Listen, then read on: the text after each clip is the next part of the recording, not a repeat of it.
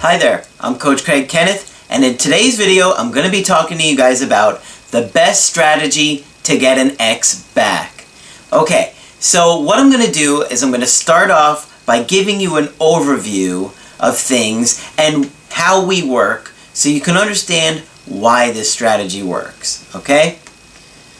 Human beings are very social. We form bonds and become attached to others. And we're biologically wired to do that. Now, in relationships, we can feel abandoned or we can feel smothered. It's a struggle. And I talk about that in great detail in my video, The Struggle of Intimacy. So depending upon our needs at a certain time and our partner's behavior, we might feel abandoned by them or smothered by them. Okay? If we come on too strong and we're being needy and clingy and controlling, we're going to make our partner feel trapped. Now, when we do that, their instinct is to push us away. In many cases, they break up with us. So, let's say that we're trying to be controlling, or we keep telling them how much we need them, and they start to feel trapped. They break up with us. Now, we feel disconnected from them. When we feel disconnected from someone that we're attached to, we start to feel anxiety. And all anxiety is separation anxiety. It literally causes us pain, physical pain. So, in an effort to pull them back close to us, we begin to cry and beg and plead and ask for another chance. But you have to remember, they were already feeling trapped. So, that's a big reason they broke up with us to begin with, was they were feeling trapped. And now your brain is, not thinking straight because of the anxiety, and your idea is to try and trap them even more. Okay, so it's not going to work. So, if someone breaks up with you, you have to simply agree with the breakup. You don't have to like it. You don't have to, say, oh, this is great, I'm happy about this, right? And, of course not. But you're just going to be like, okay, if that's what you want, I understand. I love you. I want to be with you. I want to work this out. So give me a call if you change your mind. That is a position of strength, and it shows that you are secure and confident, even if you're not feeling that way. It's okay if you don't feel that way, as long as your behaviors present in that way. Nobody knows what you're feeling. So here's the strategy. If someone breaks up with you, don't contact them for any reason ever again. Now, your brain might be thinking, what? Because it's the exact opposite of what you want to do, but that's what makes it work. It's very counterintuitive, and a lot of the things that we do in our relationships that cause attraction are counterintuitive. There's a ton of bad advice online telling you to do all these stupid things from people that have no idea, no kind of education, no kind of understanding of relationships, anxiety, any of that stuff. Trust me, it's garbage. Writing them a handwritten letter 3 days after they broke up with you is not going to get them back. They're already feeling trapped. So, I'm going to say that again. Somebody breaks up with you, don't contact them for any reason. Now, you're not trying to be a jerk. You're going to understand why in a minute. See, if you were acting needy and clingy and you pushed your partner away, any form of contact that you do is going to push them away even more. What they need to feel is separation anxiety from you.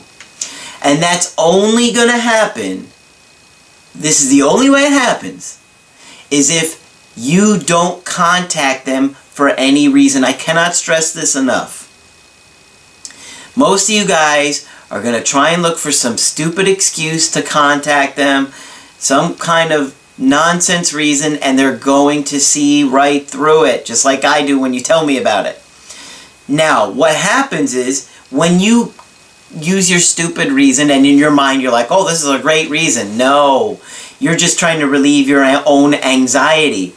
What happens is, you contact them, and any kind of anxiety they felt over losing you vanishes, because now they know they still have you. So, don't contact them for any reason, because they must feel separation anxiety. Now you're going to understand why. And this is huge. This is absolutely huge. Okay? Very few therapists even understand or know about what I'm about to tell you. Okay? Anxiety leads to the beginnings of desire. I'm going to say that again, because this is really big. Anxiety leads to the beginnings of desire. The things that we are anxious about are the things that we desire. It's like the opposite side of a coin. The anxiety and desire go hand in hand. Let me just give a quick example. For example, in your childhood, if your parents had financial stress at some point, and it was really felt in the family, you're going to have some anxiety about money. And as an adult, you're probably going to desire money because it makes you feel safer, okay? So anxiety leads to desire. So another way to look at it is what someone desires is what they were anxious about.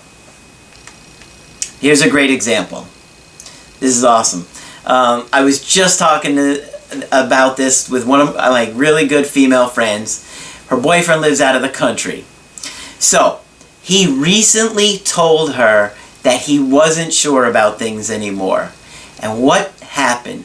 Her attraction level shot through the roof. To the point where, on a whim, she flew out of the country to go see him. And she told me, she was like, instantly, she was like, oh my God, I'm so in love with him. I'm crazy in love with him. I can't take it. I have to be with him. I love this guy so much. Because he said he wasn't sure.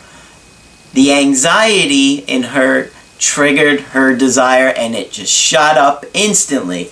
And believe me, if you knew what she paid for that flight, your jaw would drop. But the second she became anxious about losing him, her interest level shot up. And this is one of my favorite female friends to talk to about relationships, because she's very good at understanding herself when things like this happen. And I use her in other examples too.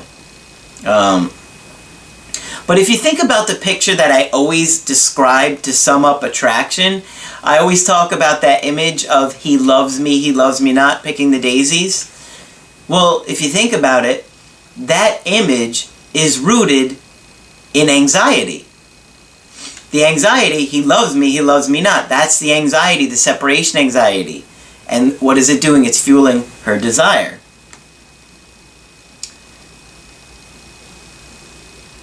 So I got an email here from Eric that discusses the success of the strategy from somebody who I did a coaching with recently. He said, hey Craig, I cannot believe it, but your advice worked. I had dated a girl for a year. I had no idea she needed space. I was clueless. She broke up with me, and I was absolutely crushed. We've been there, right? We've all been there. Thankfully, I did a coaching with you, and you told me do not contact her for any reason. The funny thing is that I felt great after our coaching, and I was going to stick with the no contact. But here's the crazy part. My good friend was going through a breakup too, only he got dumped about 3 weeks before I did. I told him what we had talked about, and he said I was going to lose her forever if I stuck with your ideas. I panicked and I got anxious. That anxiety is going to cause you to screw it up. You gotta watch my video, Have Discipline or Fail. And sign up for a coaching when you guys need me. That's what I'm here for. Go to askcraig.net and sign up for that coaching, guys. I don't want you guys to screw this up, because your behavior is very critical. And I want to know your story. I've been a therapist since 2002. I can help you. So he goes on to say, he told me he had planned a grand gesture, and it sounded great. I pictured in my head, and it seemed so romantic. The grand gestures only work in the movies. I have done them. They do not work. They do the opposite of what you want to happen. I tried it, okay? My advice works. So he says, so my friend actually went to her house to do the grand gesture, and another guy answered the door. Oh, that's awful. Think about that for a minute. This dude's been planning some grand gesture for probably weeks. We don't know what it is. He doesn't say what it is. I don't even want to know what it is. I'd probably cry for the guy. And another dude answers the door. Meanwhile, she told him she didn't want a relationship. Yeah, let me tell you something. All that means is that she didn't want a relationship with your buddy. He says, I felt awful. I love my friend, but he gives terrible advice. I'm sticking with you, Craig. Yeah, your anxiety causes your thinking to be cloudy, and let me tell you something. That's just the way anxiety works, is when you have this anxiety, it just messes with your brain, and it's like puts you in a fog, and you can't think clearly. When you get to this point, all of the thinking and the ideas that you're going to have are just going to mess it up. Contact me immediately, guys. I can help. I've been there. I know what I'm talking about. I'm here to help you. I want to see you guys have successful relationships. I want to be able to help you get your ex back. But whatever you're thinking in that anxious state is only going to push them away further. I've done it. Believe me. So he goes on to say, so as hard as it was, I didn't call her. Oh, finally it's sinking in now, huh? That almost cost you your ex. That almost cost you getting your relationship back, going with your friend's advice. Because when I tell you guys no contact, I'm talking about no contact for any reason. No calling, texting, no social media, no likes on their Instagram, no retweeting, anything you can think of. I don't know what social media is going to be out there next week. Don't do it. For any reason, you must stop all forward movement. Your attitude is going to be, you're moving on with your life and you're not looking back. They have to feel, they have to understand that if they don't do something, they are going to lose you forever. The reason you want this to happen is because they must feel separation anxiety. Remember what I said earlier. Anxiety is the beginnings of desire. So let me go on with this email. He says, sure enough, after a few months, she sent me a text message saying she missed me. She texted me in the evening around 8:30, so I waited until after work the next day. Yes! He's getting it! You've been listening! Remember, when somebody breaks up with you, they are no longer a priority in your life. They left you. They treated you like you were on sale, or you were on clearance, and they were on the getting rid of you.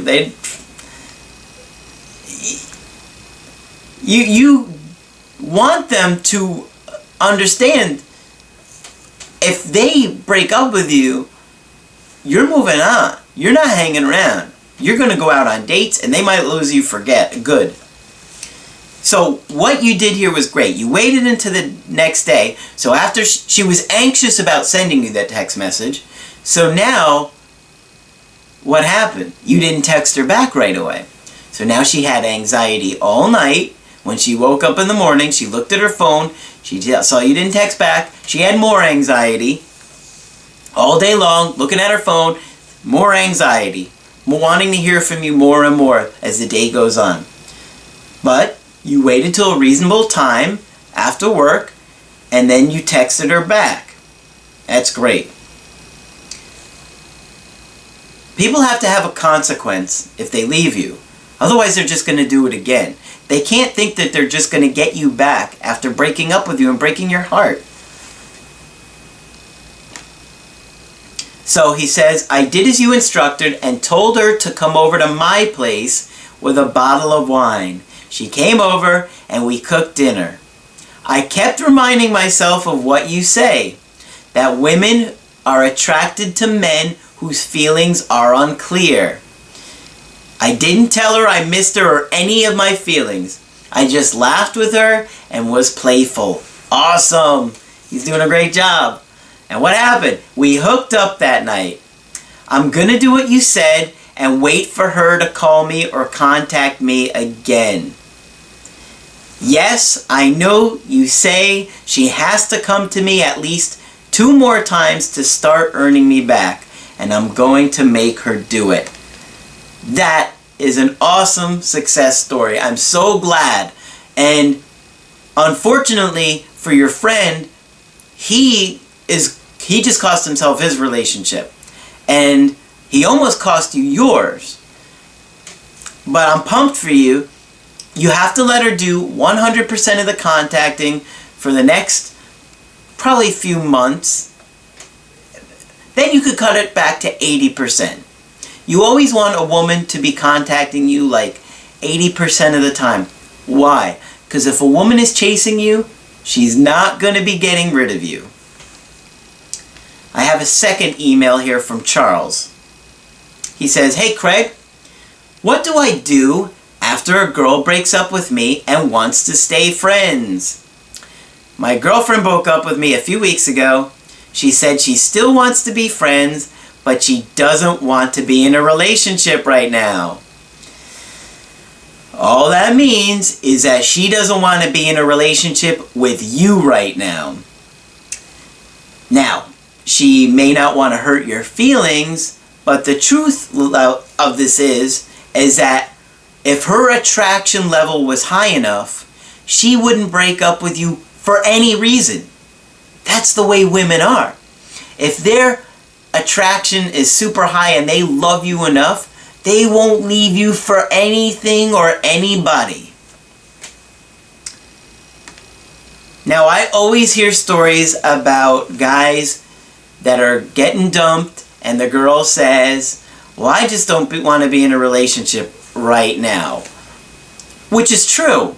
Because like I tell you guys all the time, when a woman is telling you something, it's how she's feeling in that moment. Yes, in that moment, she doesn't want to be in a relationship with you. But 3 days from now, when you hear she's texting someone new, that's how she's feeling in that moment. That's why women they're wired very differently than us guys. They go by how they're feeling in the moment. And that's why you have to have real strength and security as a guy.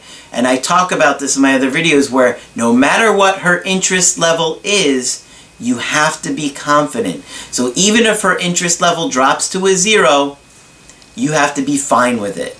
You always have to be fine with whatever her interest level is.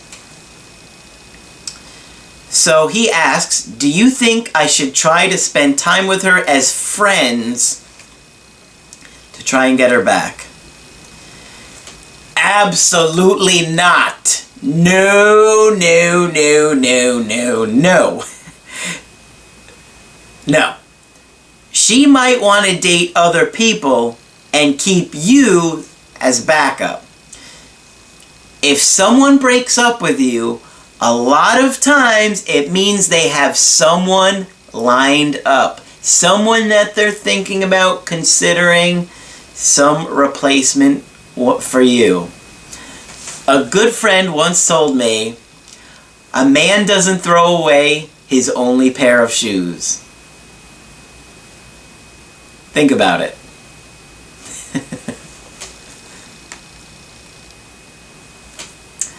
So, you have to understand that a girl putting you in friend zone is basically cushioning the pain of the breakup for her. So now they've got somebody new lined up, and now they've got you as backup in the friend zone. So it's a win-win for them.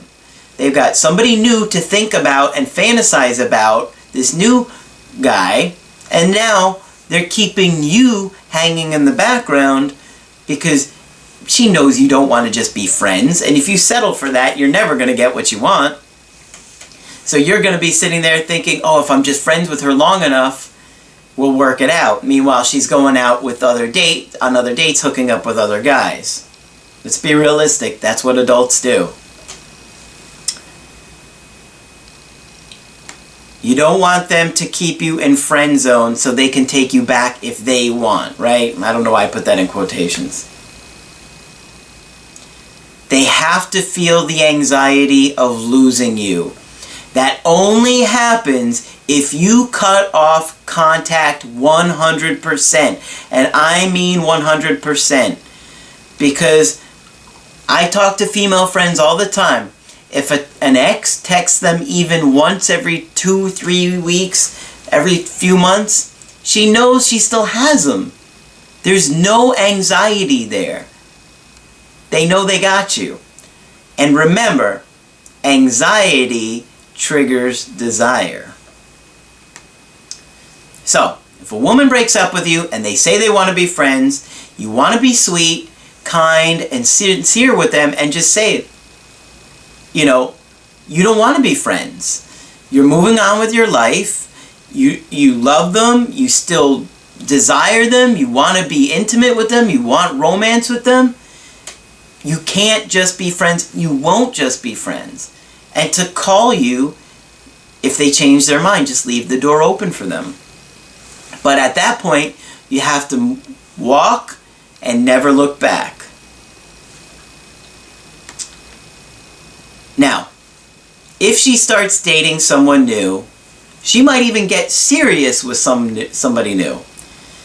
You have to remember that most guys don't know how to make a relationship work. She might go on 3 dates with some new dude and be like, oh my God, what am I doing? This guy is a loser. Maybe he's just trying to get in her pants. He probably doesn't even care about her. And then she's going to be like, well, you know, Charles was always there for me. He was a great guy for me. I got to get him back. And she's got to work to get you back. Right? You have to remember that they have to work to get you back. Let them sit there and think about you.